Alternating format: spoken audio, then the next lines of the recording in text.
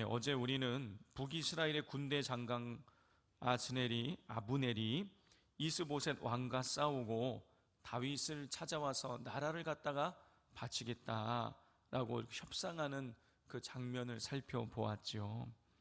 자, 아브넬이 찾아오자 다윗이 어떻게 했습니까? 잔치를 벌였어요. 그를 융숭하게 대접을 해준 것이죠.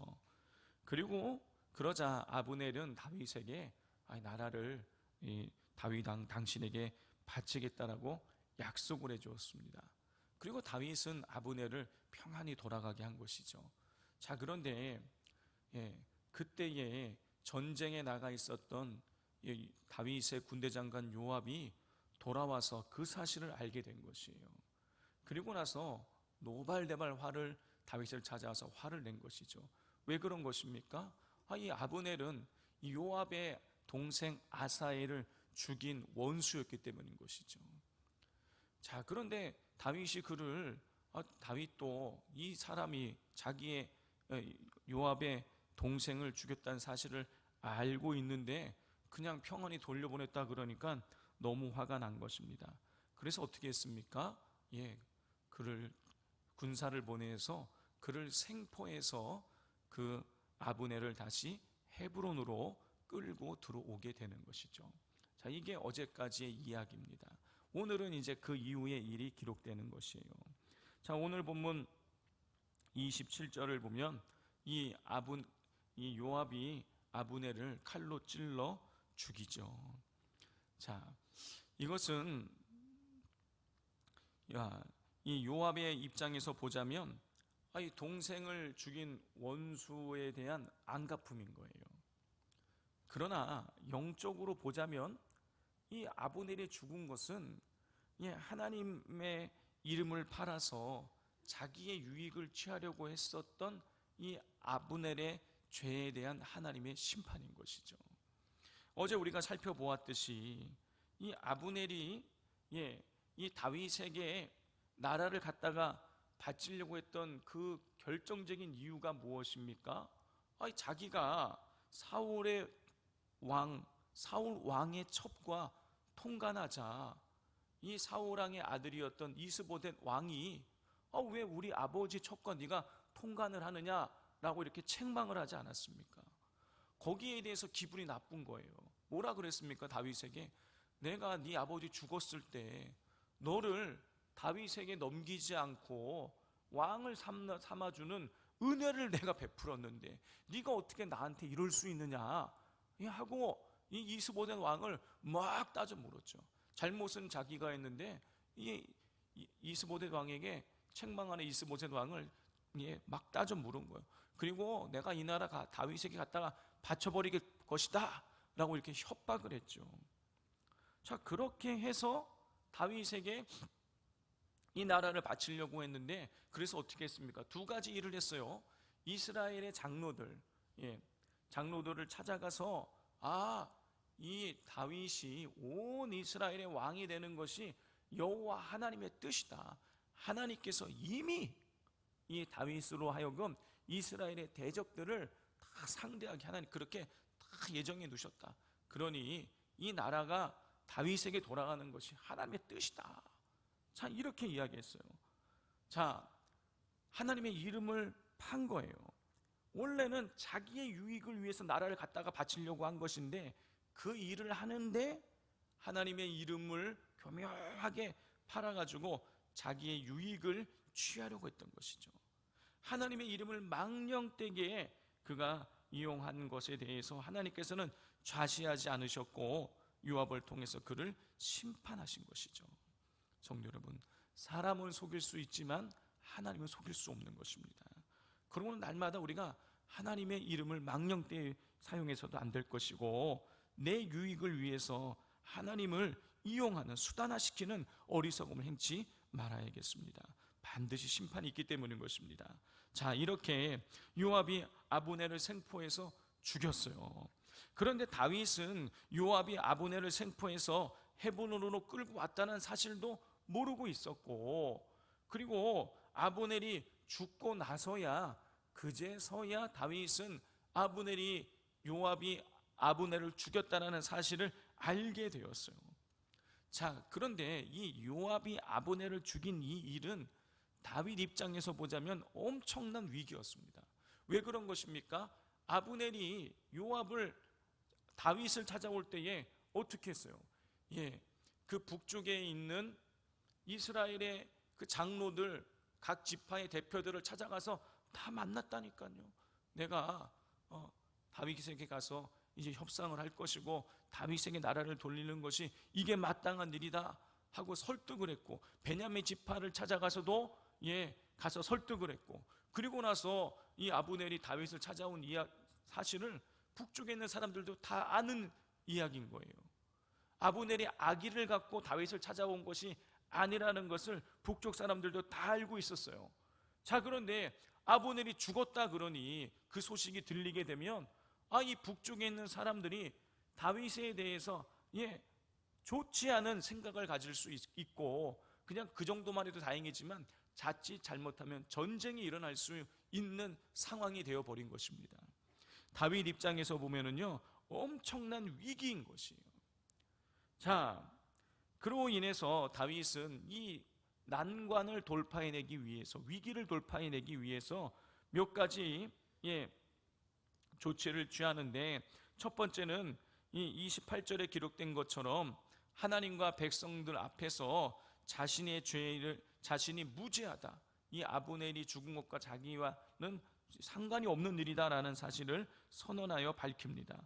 두 번째로 이 다윗은 요압이 아브넬을 죽인 진범이라는 사실을 선언하고 요압에게 저주를 선포합니다. 29절 말씀 같이 한번 읽겠습니다. 시작. 그 죄가 요압의 머리와 그의 아버지의 온 집으로 돌아갈지어다. 또 요압의 집에서 백탁병자나 나병 환자나 지팡이를 의지하는 자나 칼에 죽는 자나 양식이 떨어진 자가 끊어지지 아니할지로다 하니라 그랬어요. 이 엄청난 저주를 요압 군대 장관을 향하여서 저주를 쏟아 부었습니다. 그리고 세 번째는 이 다윗은 백성들에게 아브넬을 애도하라고 선포하고, 다윗 스스로도 애가를 지어서 슬퍼하는 노래를 지어서 아브넬의 장례를 극진하게 치루어 줍니다. 자, 네 번째로는 다윗이 금식을 해요. 자, 35절에 금식한 내용이 나오죠. 이러한 다윗의 이 네 가지 이 노력으로 조치를 취한 결과로 인해서 이 다윗이 아브넬을 죽인 것이 아니라는 것이 많은 사람들에게 널리 드러나게 되는 것입니다. 자, 36절, 37절 말씀 같이 읽겠습니다. 온 백성이 보고 기뻐하며 왕이 무슨 일을 하든지 무리가 다 기뻐하므로 이 날에야 온 백성과 온 이스라엘이 넬의 아들 아브넬을 죽인 것이 왕이 한 것이 아닌 줄을 아니라 그랬어요.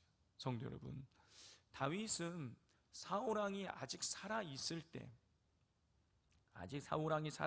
때, 어린 나이에 다윗은 사무엘 선지자에 의해서 이스라엘의 왕으로 기름 부음을 받았어요. 다윗이 온 이스라엘의 왕이 되는 것이 하나님의 계획 가운데 있는 일이었다는 뜻입니다. 자, 그런데 하나님께서는 이 사울이 이 다윗을 그냥 즉시 왕을 그때 만들지 않으셨어요. 이미 왕으로서 기름은 부으셨는데 실제로 왕이 되기까지가 최소한 한 15년 이상은 걸린 일이라는 것이죠. 단번에 이스라엘의 왕으로 다윗을 세우지 않으시고 생각지 못할, 오늘 본문에 보면 어려움과 시험을 하나님이 다윗이 만나게 된 것이죠. 왜 하나님께서는 다윗에게 이런 시련을 주신 것일까요? 두 가지 이유가 있습니다. 첫 번째는 다윗이 영적으로 흐려져 있었기 때문이에요. 아브넬이 전령을 보내 협상하고자 제안했을 때 다윗이 어떻게 했습니까? 자기의 저 북쪽 이스라엘에 있는 자기의 지금 다른 남자의 부인이 되어 있는 그 미갈을 데리고 와라. 이게 다윗이 제시한 조건이었어요. 다윗이 여러분 나라 대 나라가 이제 합해지는 이 엄청난 협상을 하는데 하나님 앞에 기도하지 않았죠. 그 전에 왕이 되기 전에 유다의 왕이 전에 유다 지파의 왕이 되기 전에 어떻게 했습니까? 사울 왕이 죽고 나서 하나님 제가 어디로 올라가야겠습니까? 어느 길로 올라가야겠습니까? 하나님 앞에 작은 일 하나하나까지 다 물었던 다윗이에요. 그런데 남유다의 왕이 돼서 이제 쫓기는 신세에서 벗어나서 평안해지니까 나라 대 나라를 합치는 협상을 하는 그런 엄청난 일을 하는데도 다윗이 기도하지 않은 것이에요. 영적으로 흐려져 있기에 다윗 스스로가 위기를 자초하게 된 것입니다. 두 번째, 또 다윗이 이런 위기를 만나게 된 것은 아무런 문제 없이 단번에 왕이 되면 자신이 잘나서 왕이 되었다고 교만해질 수 있었기 때문인 것이죠. 생각을 해보십시오. 다윗이 지금 이 전쟁을 해서도 아니고 알아서 북쪽에서 군대 장관이 찾아와서 나라를 바치겠다 다윗에게. 그럼 와서 뭐라 그러겠습니까? 당신이 훌륭하고 북쪽에 있는 사람들도 다 당신이 왕이 되는 것을 원하는 그런 상황이니 제발 이 나라를 다스려 주십시오, 이렇게 말하지 않았겠어요? 그렇게 해서 그냥 너무나 모르듯이 자연스럽게 나라가 합쳐졌다면 다윗이 교만해졌을 거예요.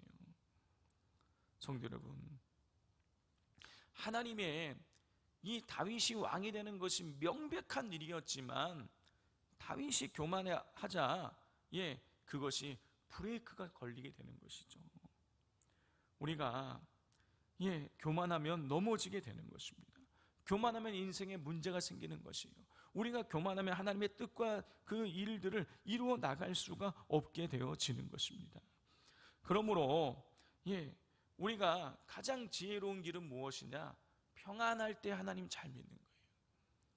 그런데 평안하면은요, 하나님을 잘 안 믿어요. 잘 기도하지 않습니다. 그러나 정말 지혜로운 것은 평안할 때 하나님을 가까이 하는 것입니다. 간절히 바라기는 우리 산돌교회 모든 성도님들께서 평안할 때 여호와 하나님을 찾고 구하고 기도하심으로 하나님께서 우리 각 사람을 통해서 이루고자 하시는 뜻을 온전히 이루며 살아가게 되시기를 주님의 이름으로 축복을 드립니다. 우리 시간 같이 기도하도록 하겠습니다. 이 시간 기도할 때 나는 다윗처럼 영적으로 흐려져 있는 것은 없는지 돌이켜보면서, 또 하나님 앞에서 우리가 교만해 있지는 않은지를 되돌아보면서 철저하게 우리 자신을 되돌아보며 우리가 회개하기를 원합니다. 그리고 또 하나님의 뜻을 이루는데 이 과정 자체에도 어려움과 시련이 있을 수 있다라는 것이죠. 어려움과 시련이 있다 그래서 이 하나님의 뜻이 안 이루어지는 것은 아닙니다. 시련 가운데 하나님의 뜻이 이루어지는 것이죠. 그러므로 어려움이 있다 그래서 좌절하거나 낭망하지 마시고 하나님을 더욱 가까이 의뢰하도록 우리 하나님 앞에 간절히 기도하기를 원합니다. 또 기도하실 때 믿음의 다음 세대들을 위해서 기도해 주십시오. 이번 주 토요일부터 교회학교 이제 또 제자 훈련이 시작이 되어집니다. 우리 아동부, 중고등부, 청년부들이 이제 제자 훈련을 또 새롭게 시작합니다.